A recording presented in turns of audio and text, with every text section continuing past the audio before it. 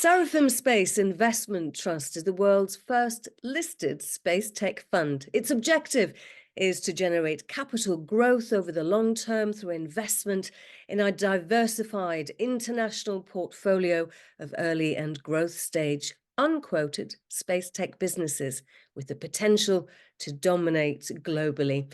That is a big brief and one that preoccupies the chief executive and managing partner, Mark Boggett. So, Mark, at a fundamental level, what is space tech and how mature an industry is it? Well, space tech already plays an important part in our everyday life.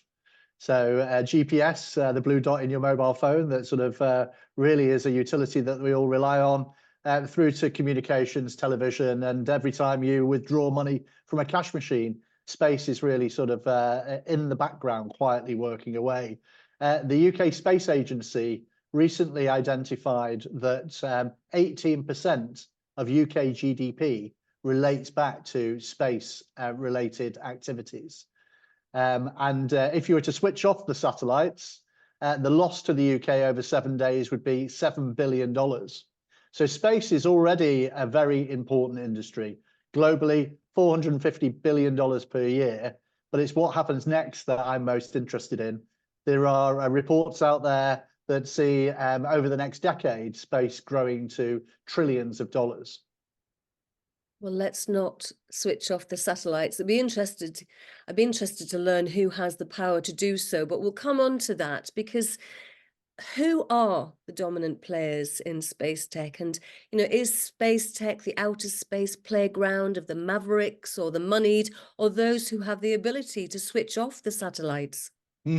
Well, it started really, this recent revolution in space was really driven by a number of billionaires. Richard Branson, Elon Musk, Jeff Bezos, they really had the foresight and the money to put to work to address the opportunity that is presented by this market.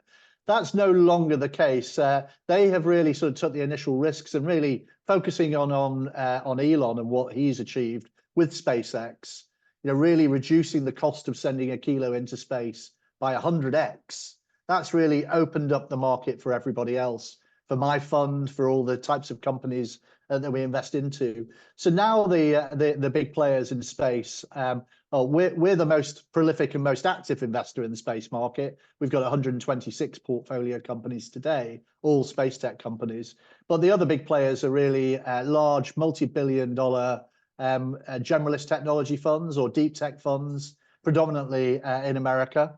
In recent years, private equity have started to pay a lot more attention to this market, particularly given its relevance to defence and because of the geopolitical climate. There's huge increase in the budgets from defence. That's brought the private equity players into this market. Then we've got the sovereign wealth funds who are in this market for much the same reason. They're looking to buy capability in the defence realm for their nation states, but also to make long-term investments. And then the other huge player that's in the market are the climate-related funds. There is so much dry powder in these funds globally, and they're all fighting over a limited number of climate-related tech opportunities.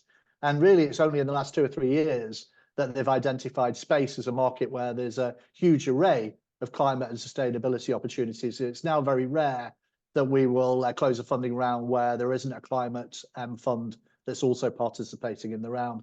So there's been a huge breadth of increase in the breadth of players that are now motivated to participate in this market.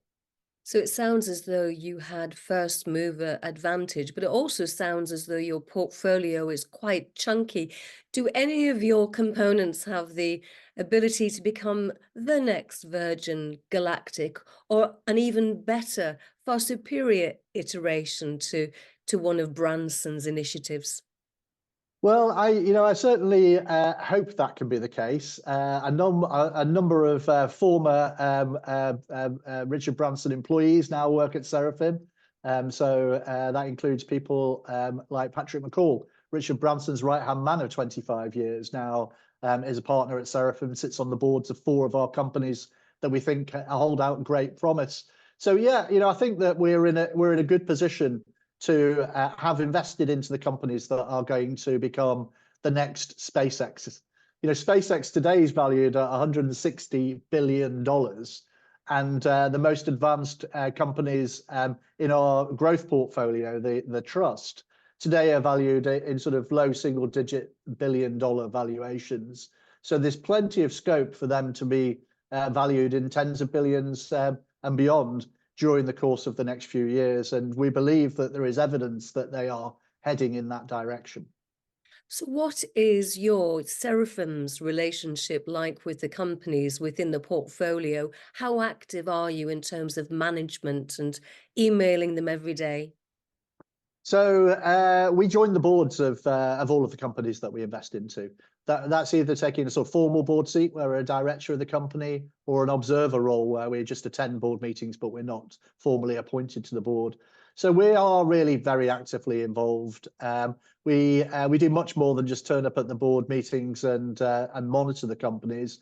Like I mentioned, people like Patrick McCall are very operationally involved. So when the companies are signing up new contracts, they'll be involved with negotiating and thinking about the company's position on any negotiation.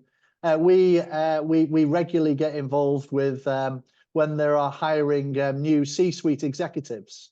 We'll be involved with the selection process. We'll be involved with the interview process. We've got a good idea of what good looks like when these companies are looking to hire a new CFO or VP of sales. And we're very well connected globally in the market, particularly in defense. So we can help these companies with contacts. The other thing that we bring to the table is there's a lot of symbiotic opportunities within our portfolio companies. So we arrange for different portfolio companies to be partners or suppliers to the companies that we're invested in. And that often gives them an edge. And then, of course, a significant amount of time and effort supporting these companies to raise their later funding rounds. Most of our companies in the trust, to get to sort of a level of break even and profitability, they typically are raising between $300 and $400 million. So you know, that's a considerable amount of money that they need to raise, typically over 4 or 5 investment rounds. So we're really supporting them access the investors that come into the later rounds, and we're really leveraging relationships that we have globally in the market to make that happen. So we're very, very involved with the portfolio companies. So it's good to hear that you know what good looks like. So I'm just wondering, what is the strategy to create value? Well, you know, I think I've just talked about it there to a large extent. You know, let's just talk about sort of symbiotic relationships first of all. So let me think of an example here. So we've got one portfolio company called Hawkeye 360. And what they do is they're the world's largest player in radio frequency intelligence. So what that basically means is that from their satellites in space, they can identify signals that are being generated on the ground from things like mobile phones or satellite phones that can then be picked up in space and monitored. So let me give you an example there. They use that to identify vessels that are going to undertake illegal fishing. So what happens with another one of our portfolio companies called Spire Global, what they do is they monitor all of the boats on all of the oceans by monitoring their AIS beacon. This is a beacon that all boats have to have so that they don't collide with each other in bad weather. So what happens is as soon as a boat switches off its AIS sensor, our company Spire alerts our portfolio company Hawkeye 360, who then automatically start to monitor what that boat is doing after it's gone dark by following its radio frequency signals. So either that boat's just sunk, it's about to do something illegal, or its beacon has gone on the blink. So what they're then able to do is they're able to then track that boat by following its signals. And if it's in prohibited waters and it's moving in a pattern as if it's fishing, then that data set is then used to hold the boat owners and the operators to account in a court of law. So that is going to enable the eradication of illegal fishing, a $56 billion a year industry during the course of the next 5 years. And it's done by this symbiotic relationship between two of our portfolio companies, where one alerts the other to an activity that's about to happen. So that's an example of how we bring our portfolio companies together to create really compelling opportunities. And I think the other areas that I've already talked about how we add value, I think is a good example. You know, a lot of our portfolio companies are sort of have IPO'd, or they're preparing for IPO. We've got a lot of experience in that area, including our own IPO at Seraphim when we launched the investment trust. So that's one of the things that we spend an awful lot of time doing, which is supporting the companies in the 2 or 3 year journey that they take to get themselves ready for an IPO. So symbiosis is an integral part to value creation. So just Absolutely. how successful has the portfolio been? Yes, it's been successful. So looking at the investment trust, you know, we launched in July 2021. You know, since then the macroeconomic environment has been quite challenged. So the portfolio is trading at around cost for the value of the assets, which is held up very well given the backdrop in which of the market. So we're very pleased with the way that the portfolio has been performing. Let me give you another way of measuring performance. So in our last reported results, we announced that 60% of the portfolio, as measured by NAV, is now profitable or has raised sufficient funds in order to reach profitability based on management's own forecast for the year ahead. So that's a maturing of the portfolio. If we roll back a year, that percentage was 0%. So we've rapidly gone through a period of maturation for the portfolio during the course of the last year. And that's really largely being driven by the predominant customer for these companies, which at the moment are defense organizations, because of the politics in the world that we operate, and the type of capabilities that these companies are able to offer that is new and hitherto unable to be accessed. So that is really where the portfolio is performing very well, despite the macroeconomic environment that we're in. This is the reason why we've seen a good rally in the share price during the course of the last few quarters, as the market really is recognizing that the portfolio is maturing and that the underlying companies are performing well. So taking the macroeconomic environment into consideration, I'm interested in the portfolio management. You know, what is the strategy now? Is it cash preservation over investments, or a blend? It's a blend at the moment. We've not been in a position to be able to raise more funds into the investment trust because of the discount to NAV. So we've been cautious about the capital that we have remaining. So we've been able to support all of our portfolio companies. So we've got sufficient capital to do that. And we've got just enough capital left over to continue to make new investments. So, for example, our most recent new investment was a company called Skylo, and what they do is really interesting. They connect geostationary satellites to your mobile phone, so that when you are out of range, you're still going to be able to send text messages or WhatsApp messages from your phone. So any Android phone in the second half of this year is going to be connected, so that you're going to be able to send these messages anywhere. So you're going to be able to contact people when you're on an aeroplane, or when you're on a cruise, or even when you're in far off parts of the country that don't have good access to the cell tower network. So I'm wondering if those people on the cruise are those who've benefited from your share price, because I'm just wondering, you know, describe a typical Seraphim investor. What are their characteristics? Are there loads of board members? Are there high net worth individuals, retail, sovereign wealth funds?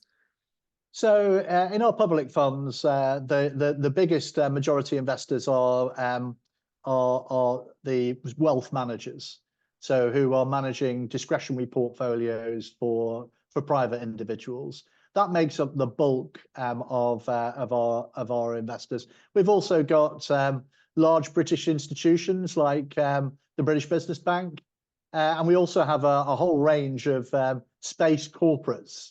So companies like Airbus that have invested into Seraphim, because we're at the cutting edge of investing into new technologies and new business models within their market that they want to keep a close eye on.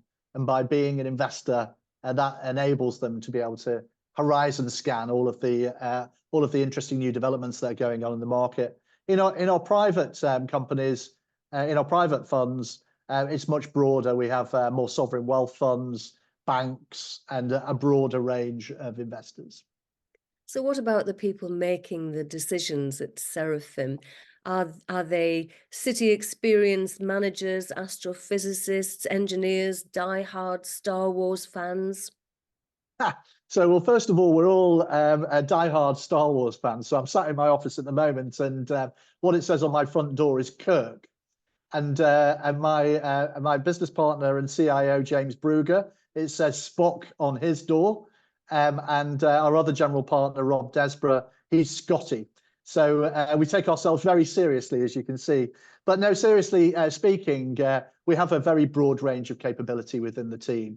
So one of our partners, Candace Johnson, is the founder of SES, Europe's largest satellite operator, whose value today is measured in billions of dollars. We have people who are fusion specialists that have got PhDs in nuclear engineering. We have entrepreneurs that have established their own space companies. So Maureen Haverty was on the founding team of a propulsion company that then got sold for $145 million. And then she joined the dark side, joining us on the investment side. So we've got a very broad range of capabilities in the team with a good level of knowledge of the space market. And then the rest of us, myself included, are professional technology investors. So we've spent a career in venture and really identifying trends and then identifying by pattern recognition the types of people that we want to invest into that have the skills to scale businesses from really early stage into major scale billion-dollar companies. That's wonderful. I can't wait. Mark Boggett, Chief Executive and Managing Partner of Seraphim Space Investment Trust. Thank you very much indeed for talking to us. Thank you for inviting me.